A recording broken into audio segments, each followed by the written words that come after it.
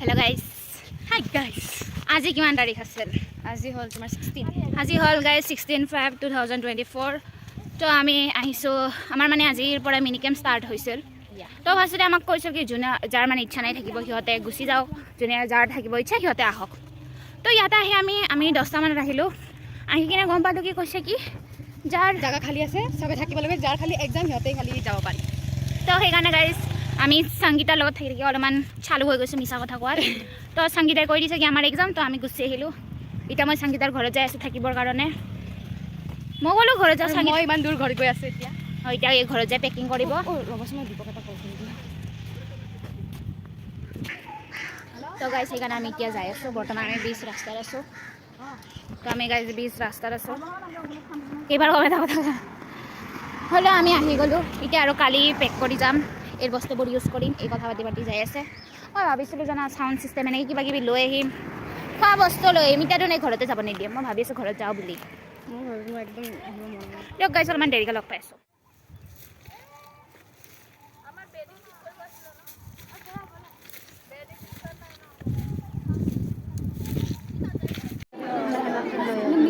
College যোনটো এতিয়া বৰ্তমান প্ৰথমতে বেডশ্বীট লগাইছোঁ তো তাৰপিছতে পাইছোঁ বেডশ্বীটৰ ওপৰত পাৰিছোঁ। Hello' guys. তো মই বুজি নাপাওঁ আজি মই এইটো ভিডিঅ'টো বনাই দিওঁ। তো গাইজ আমাৰ হ'ল আজি ইগনৰ মোক ইগনৰ হা, পূৰা মোক ইগনৰ। আৰু নুসুধিব কি ইউটিউব চেনেল হয় নে নহয়, এনেকৈ ইনচাল্ট কৰি দিলে। তো গাইজ আজি আমাৰ চি এক্সামৰ আমাৰ যে আগতে কৈছোঁ তো গাইজ কেনেকৈ দৌৰি আছে নাই তো এই ভিডিঅ'ত জুম নহয়, বাদ দিয়া, হাই বুলি কৈ দিয়া। এতিয়া ইগনৰ মাৰছে, তেতিয়াৰ পৰা দেখা নাছিলে এনেকুৱা কৰি আছে। তো গাইজ আমাৰ নহয় মই যে আগতে যে কৈছিলোঁ তো চি এক্সামৰ কাৰণে আমি থাকি গ'লোঁ লাষ্টত যায়। আৰু কাক লগ পালোঁ গাইজ? কিবা এটা ক, কিবা এটা ক, ব্ৰেইন নাই, কিবা এটা ক, কিবা এটা ক। লাইফত ফাৰ্ষ্ট টাইম সঁচা কথা কৈছে। मेरा पति का एस्टिमेट है कि मोर ब्रेन घुटनात আছে ইমান আজি এলিয়ান টাইপ কিয় লাগি আছে চিবে ইমান তোমাৰ তাত ইমান পোহৰ কিয় পৰি আছে? তাকেতো আজি তুমি কিবা এটা কোৱা। কালি ল'ব আহিব লাগিব তাই সেইটো কৈ। তো গাইজ যাৰ যাৰ মন আছে তাইক ল'ব যাব পাৰে তাই ইয়াতে। আৰু গাইজ জানে গেলেক্সি A04 কাৰ হয় তাইৰ যদি হটস্পট অকল মোৰ হয় ৰ'বা। তো গাইজ তুমি ক'বা হা, ইহঁতে একো ক'ব নোৱাৰে, পিছত ভিডিঅ'টো চাই তোমাৰে ভাল লাগিব ক'বা।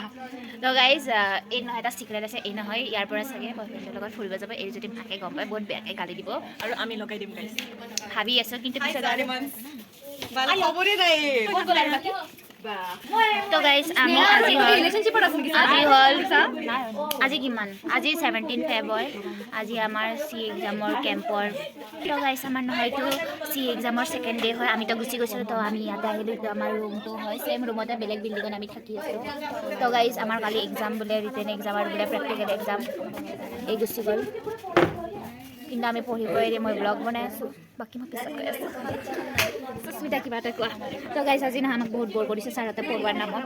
यस गाइस কিন্তু গাইজ हम लोग का दिन बर्बाद हो गया गाइस। इससे अच्छा हम लोग घर पे पढ़ लेता, अब तक शायद हम लोग का आधा सिलेबस भी खत्म हो जाता।